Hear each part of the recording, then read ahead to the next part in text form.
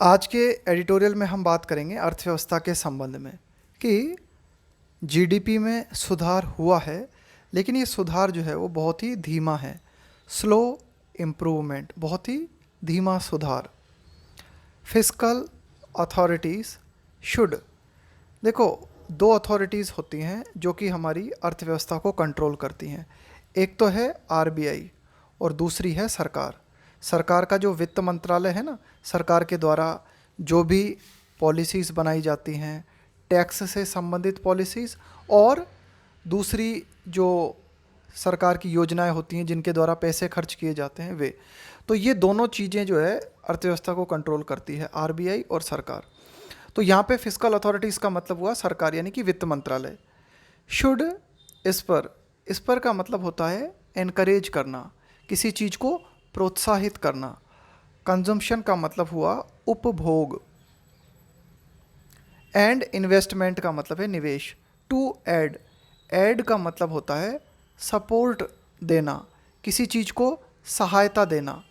To add faster recovery, अर्थव्यवस्था में जो रिकवरी है वो ज़्यादा तेज़ी से हो सके, यानी कि रिकवरी को और ज़्यादा फास्ट बनाने के लिए क्या करना ज़रूरी है?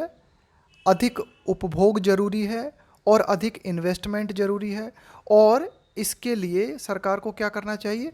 फिस्कल अथॉरिटीज़ जो हैं उनको प्रयास करना चाहिए। फिस्कल अथॉरिटीज़ को कंजम्पशन और इन्वेस्टमेंट को प्रोत्साहित करने के लिए जो है प्रयास करना चाहिए, ताकि रिकवरी को और ज़्यादा फास्ट किया जा सके, रिकवरी को जो है और ज़्यादा सहायता पहुंचाई जा सके। The latest official GDP estimate, देखो एस्टिमेट का मतलब होता है आकलन। Would in normal circumstances be a cause for cheer, कि अभी हाल ही में जो जीडीपी के अनुमान दर्शाए गए हैं वे जो अनुमान हैं, चीयर का मतलब होता है प्रसन्नता, कॉज फॉर चीयर का मतलब हुआ प्रसन्नता का कारण, बी का मतलब होता है होना, सर्कमस्टांसेस यानी परिस्थितियाँ, कि यदि सामान्य परिस्थितियाँ होती तो वर्तमान में जो जीडीपी के आंकड़े आए हैं ना हमारे सामने, ये आंकड़े जो है प्रसन्नता का कारण होते, लेकिन ऐसा नहीं है। देखो ये वुड जो लगा है ना यहाँ पे, ये वुड दिखा रहा है इमेजिनेशन को, कि अगर सिचुएशन मान लो नॉर्मल हो तो ये जो आंकड़े हैं ये आंकड़े प्रसन्नता का कारण होंगे।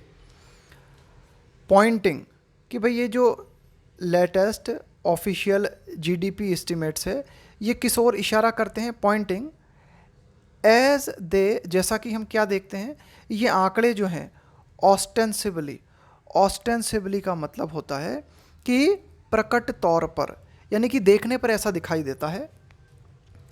Do, ostensibly do to a double digit expansion, यानी कि प्रकट तौर पर ऐसा दिखाई देता है कि ये आंकड़े क्या दर्शाते हैं? ये आंकड़े दिखाते हैं कि जीडीपी का विस्तार जो है वो डबल डिजिट में हुआ है। 1 से 9 तक ये हो गया सिंगल डिजिट, 10, 11, 12, 13, इनको हम कहेंगे डबल डिजिट। तो ऊपरी तौर पे अगर हम देखें है ना कि भाई स्पष्ट तौर पे या जाहिरा तौर पे अगर हम देखें तो विस्तार जो है डबल डिजिट में नज़र आता है। इन इकोनॉमिक आउटपुट, कि जो आर्थिक उत्पादन है उसमें जो विस्तार है वो डबल डिजिट में नज़र आता है इन द फर्स्ट क्वार्टर, अर्थव्यवस्था के पहले क्वार्टर में, यानी कि अप्रैल मई जून में। द एनएसओस,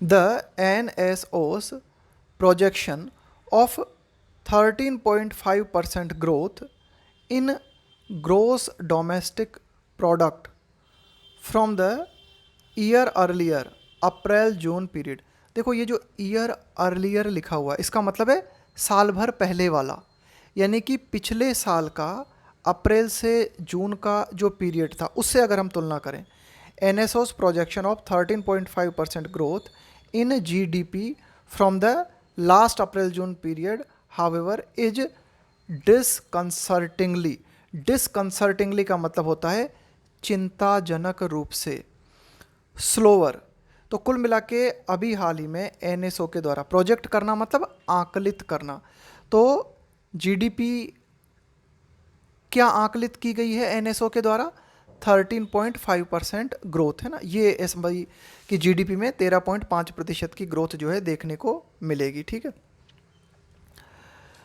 पिछले साल की तुलना में।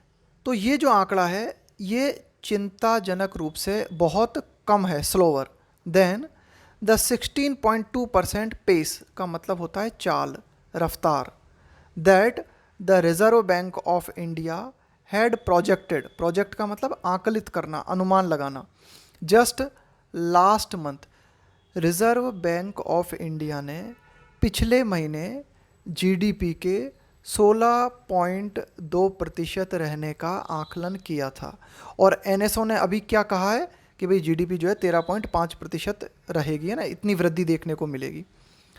तो अब देखो इनमें जो अंतर है ना ये काफ़ी ज़्यादा चिंताजनक है कि भाई आरबीआई ने पिछले महीने बताया था कि इस साल की जीडीपी ग्रोथ जो है 16.2% देखने को मिलेगी, लेकिन एनएसओ ने जो प्रोजेक्ट किया है वो किया है कि भाई 13.5% की ग्रोथ देखने को मिलेगी।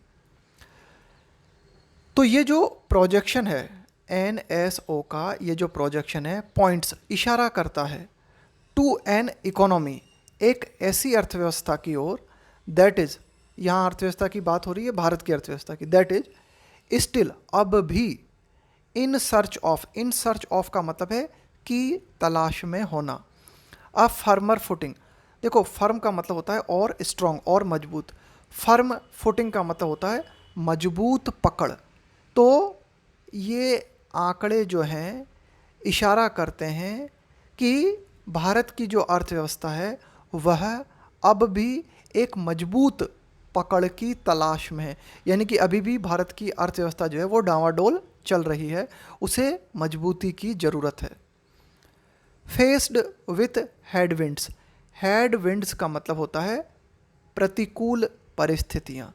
तो अगर हम बात करें भारत की अर्थव्यवस्था को, तो इसको कई प्रतिकूल परिस्थितियों का सामना करना पड़ा है, इसने कई प्रतिकूल परिस्थितियों का सामना किया है, जैसे कि science of a global recession, वैश्विक रिसेशन यानी मंदी, कि वैश्विक मंदी के चिन्ह भी देखने को मिले हैं, एंड द यूक्रेन वॉर, और यूक्रेन वार, यूक्रेन का ये जो युद्ध है, रूस यूक्रेन के जो मध्य में जो युद्ध है उसके भी कई प्रतिकूल प्रभाव देखने को मिले हैं। The first quarters underwhelming momentum का मतलब हुआ चाल या फिर स्पीड। तो इस साल ये जो वित्तीय वर्ष है, इस वित्तीय वर्ष में अप्रैल मई जून, इस फर्स्ट क्वार्टर की अगर हम बात करें तो इस फर्स्ट क्वार्टर में कई जो है आप कह सकते हो कई कारणों से जो है अर्थव्यवस्था प्रभावित हुई है। उनमें एक तो हमें कारण कह सकते हैं कि वैश्विक मंदी, और दूसरा यूक्रेन वार। तो यूक्रेन वार और ग्लोबल रिसेशन के कारण जो पहला क्वार्टर है, जो पहली तिमाही है इस वर्ष की, उसमें जो चाल हमें देखने को मिली है वो अंडरवेलमिंग। देखो ओवरवेलमिंग का मतलब होता है एक्सपेक्टेशन से ज़्यादा, अंडरवेलमिंग का मतलब होता है उम्मीद से कम, मोमेंटम। तो ये जो चाल हमें देखने को मिली है हमारी अर्थव्यवस्था की इस साल के फर्स्ट क्वार्टर में, ये उम्मीद से कम है। तो ये जो अंडरवेलमिंग मोमेंटम है में पिच, देखो पिच का मतलब होता है एक पर्टिकुलर पोजीशन में ला देना, में पिच द इकोनॉमी। तो पहले क्वार्टर में जो स्पीड हमें देखने को मिली है वह अर्थव्यवस्था को इस पोजीशन में ला सकती है इनटू अ फार शैलोवर ग्रोथ। देखो शैलो ग्रोथ का मतलब है बहुत ही छिछली वृद्धि। देखो एक तो होता है डीपर ग्रोथ, डीपर ग्रोथ का मतलब हुआ बहुत ज़बरदस्त वृद्धि, बहुत ही गहरी वृद्धि। फार का मतलब है कहीं अधिक उथली ग्रोथ, ट्राजेक्टरी का मतलब होता है मार्ग, यानी कि जो अर्थव्यवस्था का मार्ग है, अर्थव्यवस्था की जो चाल है वो और भी उथली हो सकती है आगे आने वाले समय में। इवन एज का मतलब होता है at the same time. Faster than acceptable, acceptable का मतलब होता है स्वीकार योग्य। इन्फ्लेशन का मतलब होता है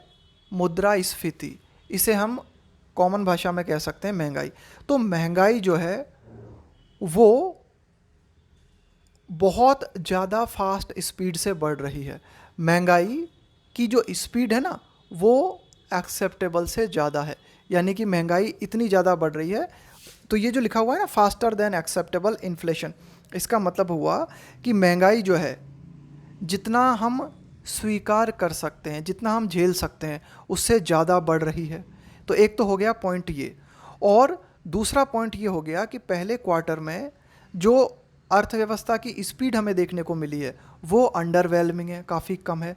तो अगर हम इन दोनों पॉइंट्स को कंबाइन करें तो अर्थव्यवस्था जो है उसकी पोजीशन हमें क्या देखने को मिल सकती है, बहुत ही छिछली, यानी कि अर्थव्यवस्था आगे आने वाले समय में भी जो है हो सकता है बेहतर प्रदर्शन ना करे। तो ये दो कारण हमने बताए कि एक तो पहले क्वार्टर में ज़्यादा कोई खास ग्रोथ हमें देखने को नहीं मिली है, और दूसरी बात इन्फ्लेशन बहुत ही स्पीड से बढ़ रही है। तो ये जो बढ़ती हुई इन्फ्लेशन है, ये जो बढ़ती हुई मुद्रास्फीति है, इरोड, इरोड का मतलब होता है कम करना। कंज्यूमर कॉन्फिडेंस, जो उपभोक्ता है उसका बाजार में जो विश्वास है वो विश्वास कम हो रहा है, यानी कि उपभोक्ता का बाजार के प्रति जो रुझान है वो इन्फ्लेशन के कारण कम हो रहा है। Output in the 8 broad sectors, अर्थव्यवस्था में जब हम जीडीपी को मापते हैं तो जीडीपी को मापने के लिए हमारी अर्थव्यवस्था के जो 8 ब्रॉड सेक्टर, ब्रॉड सेक्टर का मतलब हुआ यहाँ पे बड़े व्यापक 8 क्षेत्र हैं, उनके आधार पे हम क्या करते हैं कि अर्थव्यवस्था की जीडीपी को मेज़र करने के लिए हमने कुछ 8 बड़े बड़े क्षेत्रों को जो है स्पेसिफाई किया हुआ है, और इन 8 क्षेत्रों में कितनी ग्रोथ हुई और कितना रिडक्शन हुआ, इस आधार पे हम बताते हैं कि जीडीपी में कितनी ग्रोथ हुई या कितना कॉन्ट्रैक्शन हुआ। आउटपुट का मतलब हुआ उत्पादन इन 8 ब्रॉड सेक्टर्स। तो ये जो 8 व्यापक अर्थव्यवस्था के क्षेत्र हैं, इनमें जो उत्पादन है that combine to provide the gross value added. अब ये जो 8 क्षेत्र हैं, इनको कंबाइन करने पे हमें क्या प्राप्त होता है, ग्रॉस वैल्यू एडेड। और ये जो ग्रॉस वैल्यू एडेड है ये क्या दिखाता है, that while year on year all sectors expanded, यानी कि पिछले साल से अगर हम तुलना करें इस साल की, है ना, तो कुल मिला के year on year all sectors expanded, यानी कि पिछले साल अप्रैल मई जून में जो ग्रोथ हुई थी और इस साल अप्रैल मई जून में जो ग्रोथ हुई है, इस तरह से साल दर साल अगर हम तुलना करें तो ठीक है, सभी क्षेत्रों में थोड़ा थोड़ा जो है एक्सपेंड हमें देखने को मिला है, विस्तार देखने को मिला है। With public administration, defence and other services growing 26.3%। तो ये जो पब्लिक एडमिनिस्ट्रेशन है, लोक प्रशासन है, रक्षा से संबंधित क्षेत्र है, इसके अलावा अन्य जो सेवा क्षेत्र हैं, ग्रोइंग, इनमें कितनी ग्रोथ हमें देखने को मिली है, 26.3% की। लेकिन 6 of these sectors posted sequential contraction, लेकिन इन 8 में से जो 6 of these sectors posted sequential contraction, इन 8 क्षेत्रों में से 6 जो क्षेत्र हैं ना, 6 जो सेक्टर्स हैं पोस्टेड का मतलब है दर्ज किया गया, देखा गया, दर्शाया। तो 6 सेक्टर्स जो हैं उन्होंने, कॉन्ट्रैक्शन का मतलब होता है कमी आना, सिकुड़न, संकुचन। सीक्वेंशियल का मतलब है क्रमागत, यानी कि क्रमागत का मतलब है ये 3 महीने हो गए, इसके बाद आने वाले 3 महीने, इसके बाद आने वाले 3 महीने, यानी कि ये क्वार्टर, इससे अगला क्वार्टर, इससे अगला क्वार्टर, तो ये हो गया सीक्वेंस। तो अगर ये जो लेटेस्ट क्वार्टर है अप्रैल मई जून का, इसके पहले का जो क्वार्टर था, उससे पहले का जो क्वार्टर था, तो इस तरह से सीक्वेंस वाइज अगर हम देखें तो 8 में से 6 सेक्टर्स में हमें कॉन्ट्रैक्शन देखने को मिला है। ओनली 2 सर्विसेज सेक्टर, मात्र 2 सेवा क्षेत्र। कौन कौन से हैं 2 सेवा क्षेत्र, एक तो है आपका यूटिलिटी सर्विसेज, है ना, 2 सेवा क्षेत्र की हम यहाँ पे बात कर रहे हैं।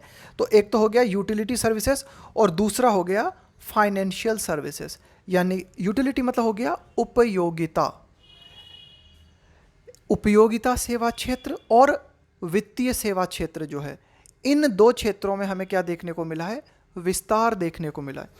ये देखो इलेक्ट्रिसिटी है आपकी, है ना, गैस है, water and other utility services. तो ये जो सेवाएं हैं ये आपकी उपयोगिता से जुड़ी हुई सेवाएं हैं, इलेक्ट्रिसिटी, गैस, वाटर। इसके अलावा फाइनेंशियल एंड प्रोफेशनल का मतलब हो गया व्यावसायिक। इसके अलावा वित्तीय और व्यावसायिक। तो ये दो तरह की सेवाओं की हमने बात की, यूटिलिटी सर्विसेज और financial services.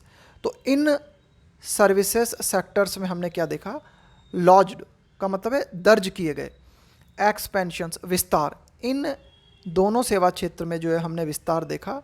From the January March quarter, देखो जनवरी फरवरी मार्च, इसके बाद में अप्रैल मई जून, जनवरी फरवरी मार्च हो गया, इसके बाद में नेक्स्ट क्वार्टर अप्रैल मई जून। तो ये हुआ सीक्वेंस। तो सेवा क्षेत्र में सीक्वेंशियल एक्सपेंशन देखा गया इन दो क्षेत्रों में। ग्रोइंग का मतलब है इतना विकास देखा गया है ना, इतनी बढ़त देखी गई। ग्रोइंग बाय 12.6% एंड 23.7% रेस्पेक्टिवली का मतलब है क्रमशः है। यानी कि जो यूटिलिटी सर्विसेज है उसमें 12.6% की ग्रोथ हुई और जो फाइनेंशियल सर्विसेज हैं उनमें 23.7% की ग्रोथ हुई। और ये ग्रोथ हम कहाँ देख रहे हैं, तुलना कर रहे हैं हम अप्रैल मई जून वाले क्वार्टर की तुलना कर रहे हैं किससे, जनवरी फरवरी मार्च वाले क्वार्टर से। The major employment providing sectors of agriculture, manufacturing, construction, the major. अब अगर हम बात करें कि जो बड़े रोजगार प्रदान करने वाले जो सेक्टर हैं, कि जो बड़े एम्प्लॉयमेंट प्रोवाइडिंग सेक्टर्स हैं, बड़े रोजगार प्रदाता क्षेत्र हैं, जैसे कि एग्रीकल्चर है, कृषि क्षेत्र है, मैन्युफैक्चरिंग का मतलब होता है निर्माण, फैक्ट्रीज में जो निर्माण किया जाता है ना उसको कहा गया है मैन्युफैक्चर। कंस्ट्रक्शन का मतलब भी निर्माण होता है, जैसे बिल्डिंग बनाई जाती है, कोई पुल बनाया जाता है, रोड बनाई जाती है, तो ये हो गया, ये भी निर्माण क्षेत्र हुआ, construction. And the contact intensive trade, ऐसे व्यापार। देखो कॉन्टैक्ट का मतलब क्या होता है, एक दूसरे के संपर्क में आना।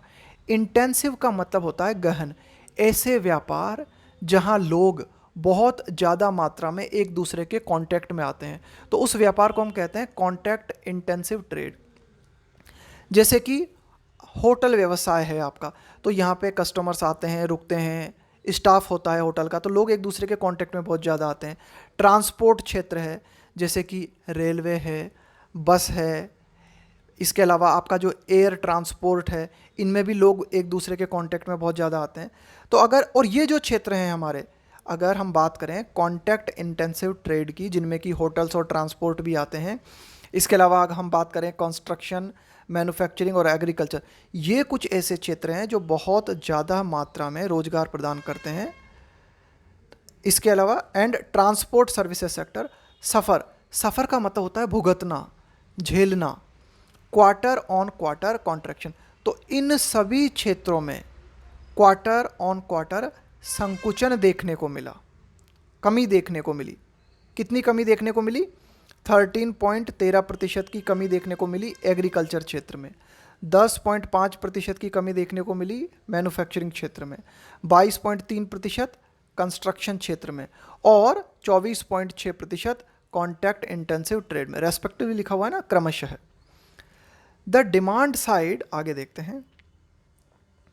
The demand side has flattered to deceive. देखो जब हम कहते हैं ना flatter to deceive, flatter to deceive का मतलब है कि कोई चीज़ बेहतर दिखाई देती है लेकिन वास्तविकता में बेहतर है नहीं। तो डिमांड का मतलब है मांग। तो अगर हम मांग को देखें तो ऐसा लगता है कि मांग में बहुत ज़्यादा सुधार हुआ है, लेकिन वास्तव में हुआ नहीं है। ये मतलब हुआ इसका फ्लैटर टू डिसीव का। फ्लैटर टू डिसीव का मतलब है कि सिचुएशन जो है वो ऐसा लगता है देखने पर कि बेहतर हुई है ना, लेकिन वास्तविकता में ऐसा होता नहीं है।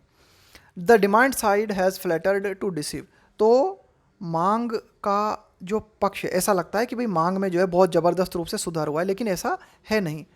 Private final consumption expenditure.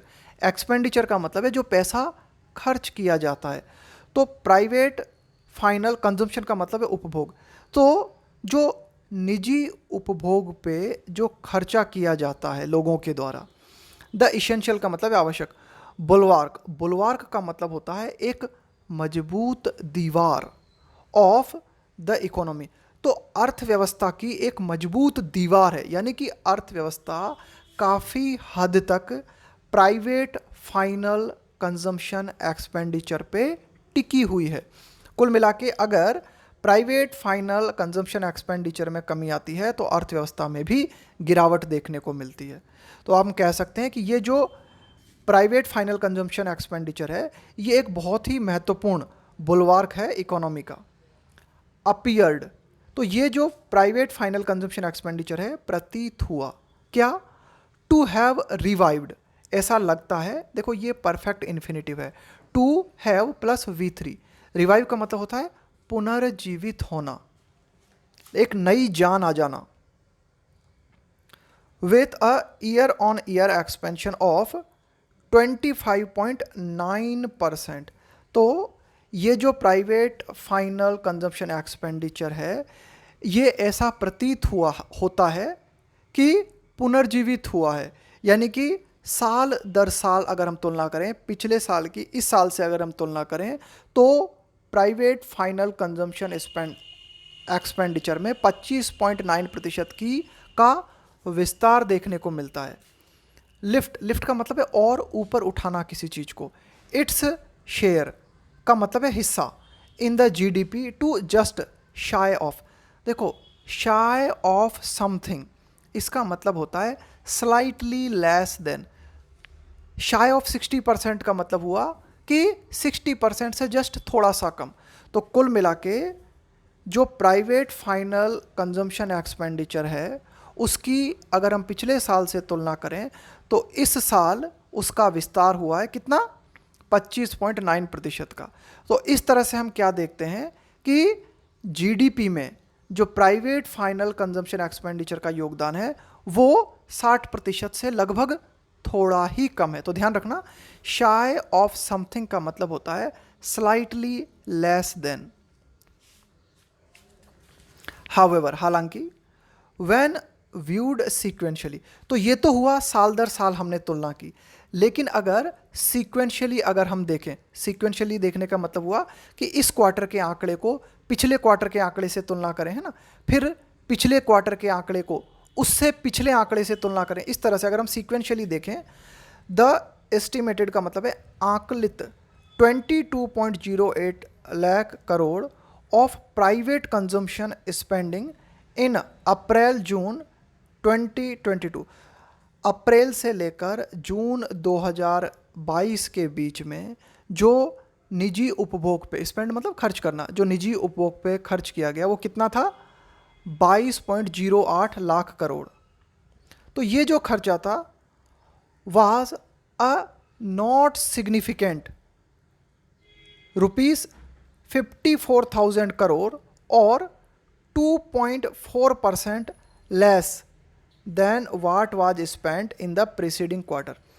अप्रैल जून क्वार्टर 2022, इसके पहले वाला क्वार्टर कौन सा था, जनवरी फरवरी मार्च 2021, है ना, 2022, जनवरी फरवरी मार्च 2022, इसके बाद का क्वार्टर है अप्रैल मई जून 2022। तो पहले वाले स्पेंट का मतलब है जो खर्च किया गया, प्रीसीडिंग का मतलब है पहले वाला। तो इस क्वार्टर के ठीक पहले वाला जो क्वार्टर था उसमें जो खर्च किया गया था उसकी तुलना में इस वर्तमान क्वार्टर में 2.4% कम खर्च किया गया। And both government spending and gross fixed capital formation, और हम बात करें दोनों, क्या है दोनों यहाँ पे, सरकार के द्वारा जो खर्च किया गया government spending and gross fixed capital formation GFCA। देखो ये जो GFCA है विच इज व्यूड, इसको देखा जाता है एज अ प्रॉक्सी। देखो प्रॉक्सी का मतलब होता है जैसे कोई चीज़ किसी चीज़ के लिए प्रॉक्सी का काम करती है, यानी कि आप जैसे मान लो ये है ए और ये है बी, मैं कहूँ कि बी जो है ए के लिए प्रॉक्सी का काम करती है। तो यदि आपको ये चेक करना है कि ए में कितनी ग्रोथ हुई, कितनी कमी आई, तो आप ये बी को चेक करके बता सकते हो। इसको बोलते हैं प्रॉक्सी। प्रॉक्सी का मतलब है कि किसी आंकड़े को आप किसी अन्य आंकड़े को कैलकुलेट करने के लिए प्रयोग में ला सकते हो। तो यहाँ आपने क्या किया कि आप ये देखना चाहते हो कि ए में कितनी ग्रोथ हुई या ए में कितना कॉन्ट्रैक्शन हुआ, लेकिन डायरेक्टली ए को चेक ना करके आप बी के जो आंकड़े हैं उन आंकड़ों को चेक करते हो। तो और इन आंकड़ों के आधार पर बी के आंकड़ों को चेक करके आप ए की कंडीशन बता देते हो। इसका मतलब ये हुआ कि बी ने ए के लिए प्रॉक्सी का काम किया। तो यहाँ पे अगर हम बात करें कि जो ग्रॉस फिक्स्ड कैपिटल फॉर्मेशन है, ये इसको प्रॉक्सी के रूप में देखा जाता है फॉर प्राइवेट इन्वेस्टमेंट, यानी कि GFCA के माध्यम से पता चल जाता है कि कितना प्राइवेट इन्वेस्टमेंट हुआ। तो अगर हम देखें गवर्नमेंट स्पेंडिंग और प्राइवेट इन्वेस्टमेंट को, ठीक है, तो इन दोनों में जो है कमी आई। श्रैंक का मतलब है सिकुड़ना, कमी आना। Quarter on quarter by 10.4% and 6.8% respectively का मतलब होता है क्रमशः। तो कुल मिला के सरकार के, तो अगर हम क्वार्टर ऑन क्वार्टर की बात करें ना, कि पिछला क्वार्टर, नेक्स्ट क्वार्टर, उसका नेक्स्ट क्वार्टर, अगर हम उसकी बात करें तो गवर्नमेंट स्पेंडिंग में कमी आई है 10.4% की, और जो निजी निवेश है उसमें कमी आई है 6.8% की। अंडरमाइनिंग, अंडरमाइन का मतलब होता है किसी चीज़ के महत्व को कम करते हुए। Undermining overall output. तो फाइनली हमने क्या देखा कि ये जो कमी हमें देखने को मिली गवर्नमेंट स्पेंडिंग में और प्राइवेट इन्वेस्टमेंट में, तो इनका जो ओवरऑल असर पड़ा है उत्पादन पे, वो ये पड़ा है कि उत्पादन में कमी आई है। That GDP in fact, that से अगर कोई सेंटेंस शुरू हुआ, इसका मतलब हुआ यह बात कि GDP जो है इनफैक्ट वास्तव में कॉन्ट्रैक्टेड, कि GDP में वास्तव में कमी आई है कितनी, 9.6% सीक्वेंशली, पिछले क्वार्टर की तुलना में। इस क्वार्टर की अगर हम बात करें तो सीक्वेंशली GDP में 9.6% की कमी आई है। तो ये जो फैक्टर है शुड बी अ कॉज, ये फैक्टर जो है कारण होना चाहिए चिंता का। Should be a cause for concern among policy makers, नीति निर्माताओं के बीच ये तथ्य कि पिछले क्वार्टर की तुलना में इस क्वार्टर में GDP में 9.6% की कमी आई है, ये एक चिंता का कारण होना चाहिए। गिवन, गिवन का मतलब होता है इस बात को ध्यान में रखते हुए, इस बात को देखते हुए। गिवन दैट, किस बात को ध्यान में रखते हुए, this years monsoon has distributed, इस साल का जो मानसून है, डिस्ट्रीब्यूट करने का मतलब है वितरित करना, हैज़ डिस्ट्रीब्यूटेड रेन। तो इस साल के मानसून के दौरान जो बारिश है वो हमें किस रूप में देखने को मिली है, इन एन इरेटिक, इरेटिक का मतलब होता है सन की, स्कैटर शॉट। देखो स्कैटर शॉट का मतलब होता है कि भाई जिसमें बहुत ज़्यादा, मतलब involving a lot of things in a way that is not organised, यानी कि अव्यवस्थित रूप से। ये जो स्कैटर शॉट पैटर्न है ना, तो स्कैटर शॉट पैटर्न का मतलब हुआ ऐसा पैटर्न जिसमें बहुत ज़्यादा मात्रा में अव्यवस्था हमें देखने को मिलता है, अव्यवस्था देखने को मिलती है। यानी कि बारिश तो हुई है, मानसून ने बारिश तो डिस्ट्रीब्यूट की है, लेकिन बहुत ही सनक पूर्ण रूप से, यानी कि कहीं इतनी ज़्यादा बारिश हो गई कि बाढ़ आ गई, और कहीं इतनी कम बारिश हुई है कि फसल को पर्याप्त पानी नहीं मिल पाया। तो ये है ना, तो इस तथ्य को ध्यान में रखते हुए कि इस साल जो मानसून रहा है वो बहुत ही ज़्यादा इरेटिक रहा है, इस मानसून का पैटर्न जो है वो स्कैटर शॉट देखने को मिला है, यानी कि पैटर्न ऐसा रहा है जिसमें कोई प्लान हमें देखने को नहीं मिलता, एक योजनाबद्ध तरीके से ऑर्गेनाइज वे में जो है बारिश नहीं हुई है, कहीं बहुत ज़्यादा बारिश हुई है और कहीं बहुत कम बारिश हुई है। तो इस पैटर्न के कारण क्या हुआ है, इस पैटर्न ने क्या किया है, दैट हैज़ कॉज्ड, ये पैटर्न कारण बना है किस चीज़ का, डिसरप्टिव फ्लडिंग। डिसरप्टिव का मतलब होता है बाधा डालने वाली या बाधा डालने वाला, बाधा पहुंचाने वाली। फ्लडिंग इन सम पार्ट्स, फ्लडिंग का मतलब है बाढ़ आ जाना, इन सम पार्ट्स, कि कुछ क्षेत्रों में डिसरप्टिव फ्लडिंग देखने को मिली है, यानी कि बहुत ज़्यादा बाधा पहुंचाने वाली बाढ़ देखने को मिली है इस मानसून पैटर्न के कारण कुछ क्षेत्रों में। वाइल जबकि लिविंग छोड़ते हुए की पैडी से मतलब हुआ महत्वपूर्ण जो धान के एरियाज हैं, धान के जहाँ धान की फसल है, एंड पल्स का मतलब है दालें, ग्रोइंग एरियाज, यानी कि paddy growing areas and pulse growing areas, धान उगाने वाले क्षेत्र और दालें उगाने वाले जो क्षेत्र हैं, कई जगह पे मानसून ने क्या किया है। अब ये दाल और धान कहाँ उगाए जाते हैं भारत में, खास करके नॉर्थ इंडिया में, है ना, नॉर्थ क्षेत्र में, इन नॉर्थर्न एंड ईस्टर्न इंडिया, यानी कि भारत का जो पूर्वी और उत्तरी क्षेत्र है जहाँ की दाल और धान, धान का मतलब चावल, ये उगाए जाते हैं।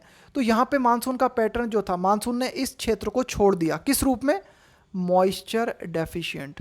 मॉइस्चर डेफिशिएंट का मतलब, डेफिशिएंट का मतलब है कमी, मॉइस्चर का मतलब है नमी, यानी कि जितनी नमी धान की फसल और दाल की फसल को चाहिए होती है उतनी नमी मानसून से नहीं मिल पाई।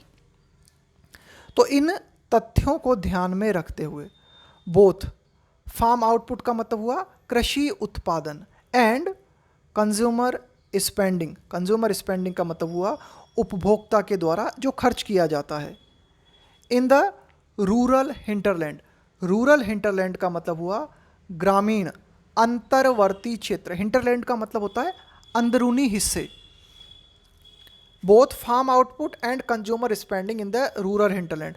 तो अगर हम ग्रामीण अंदरूनी क्षेत्रों की बात करें तो वहाँ पे जो कृषि उत्पादन है उसमें भी हमें कमी देखने को मिलेगी, और जो ग्रामीण क्षेत्र के लोग हैं उनके द्वारा जो पैसा खर्च किया जाता है वो भी कम किया जाएगा। आर लाइकली टू, लाइकली का मतलब है ऐसा होने की संभावना है, to take a hit, take a hit इसका मतलब होता है नकारात्मक रूप से प्रभावित होना। तो कुल मिला के जो कृषि उत्पादन है और ग्रामीण अंदरूनी क्षेत्रों में लोगों के द्वारा जो पैसा खर्च किया जाता है, इन दोनों की संभावना है कि ये निगेटिवली प्रभावित होंगे, take a hit. And with global trade also be calmed, और जो वैश्विक व्यापार है, बी काम का मतलब है शांत पड़ जाना, धीमा पड़ जाना, मंद हो जाना, अमिड का मतलब होता है के बीच, the sharp slow down in advanced economies, कि जो विकसित अर्थव्यवस्थाएं हैं उनमें ज़बरदस्त स्लो डाउन देखने को मिला है, मंदी देखने को मिली है, इस कारण जो वैश्विक व्यापार है वो भी मंद पड़ गया है, धीमा पड़ गया है। तो आने वाले समय में इंडियाज मर्चेंडाइज एक्सपोर्ट, मर्चेंडाइज का मतलब हुआ यहाँ पर व्यापारिक वस्तुएं, एक्सपोर्ट का मतलब है निर्यात। तो भारत का जो निर्यात है ना, जो व्यापारिक वस्तुएं भारत के द्वारा निर्यात की जाती हैं, are sure to weaken in momentum, momentum का मतलब हुआ चाल। तो जो निर्यात भारत के द्वारा किया जाता है वो निर्यात भी निश्चित रूप से आगे आने वाले समय में कम होगा, पक्का है ना, कि भाई आगे आने वाले समय में इस निर्यात में भी हमें कमी देखने को मिलेगी। क्यों? क्योंकि जो एडवांस्ड इकोनॉमीज है उनमें भी हमें स्लो डाउन देखने को मिल रहा है, मंदी देखने को मिल रही है। तो ऐसे हालातों में any benefits from the rupees depreciation, देखो डेप्रिशिएशन का मतलब होता है अवमूल्यन, इसको हिंदी में हम बोलते हैं अवमूल्यन। अवमूल्यन का मतलब हुआ मुद्रा के मूल्य में गिरावट आना। देखो डॉलर के मुकाबले जब रुपया गिरता है तो निर्यात अधिक करने पे हमें फ़ायदा होता है। जैसे पहले $1 $75 का था और अब $1 79 है ना, 79.65 है ना, अब $1 79 का है। तो आप जितना निर्यात करोगे तो आपको ज़्यादा रुपए प्राप्त होंगे, ठीक है। तो कुल मिला के हम ये कह सकते हैं कि रुपया जब गिरता है तो एक्सपोर्ट करने पे आपको अधिक फ़ायदा होता है, लेकिन भारत में वो चांसेस भी नज़र नहीं आ रहे। क्यों? क्योंकि एक्सपोर्ट ही जो है बहुत मंद पड़ गया है ना, एक्सपोर्ट ही बिल्कुल धीमा पड़ गया है। तो any benefits from the rupees depreciation against the dollar not with standing. Not with standing का मतलब होता है के बावजूद। तो यहाँ पर रुपये के डेप्रिशिएशन होने के बावजूद कुछ फ़ायदा एक्सपोर्ट से हमें हो सकता था, तो उस फ़ायदे के होने की उम्मीद भी बहुत कम नज़र आ रही है। वो इसलिए क्योंकि जो एडवांस्ड इकोनॉमीज़ हैं उनमें स्लो डाउन के चलते ओवरऑल जो वैश्विक व्यापार है वो ही धीमा पड़ गया है।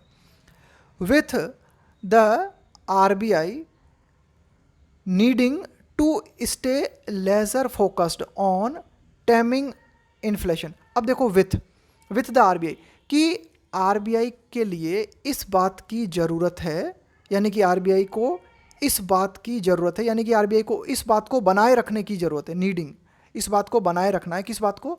To stay laser focused. Stay का मतलब है बने रहना, लेजर फोकस्ड का मतलब हुआ बिल्कुल एकदम अपना ध्यान किसी पर्टिकुलर सब्जेक्ट पे बनाए रखना। टेम का मतलब होता है कम करना, रिड्यूस करना। इन्फ्लेशन का मतलब है मुद्रास्फीति या फिर महंगाई। तो महंगाई को कम करने के लिए आरबीआई को ज़रूरत है कि बिल्कुल लेज़र फोकस्ड आरबीआई बनी रहे। इसके साथ ही द ओनस, जिम्मेदारी जो है, is on fiscal authorities. Onus के साथ में आता है ऑन। ओनस का मतलब होता है जिम्मेदारी, जिम्मेदारी या फिर दायित्व। तो अब ये दायित्व जो है फिस्कल अथॉरिटीज़ का है, यानी कि दायित्व जो है सरकार का है, सरकार के वित्त मंत्रालय का है। टू कि वित्त मंत्रालय जो है वो क्या करे, फिस्कल अथॉरिटीज़ जो है वे क्या करें, टू इस पर का मतलब होता है एनकरेज करना, प्रोत्साहित करना। कंजम्पशन का मतलब हुआ उपभोग, एंड इन्वेस्टमेंट। तो निवेश और उपभोग को बढ़ावा देने का, उसे प्रोत्साहित करने का जो दायित्व है वो फिस्कल अथॉरिटीज़ का है, यानी कि सरकार और ख़ास करके वित्त मंत्रालय को इस संबंध में एक्शन लेना चाहिए।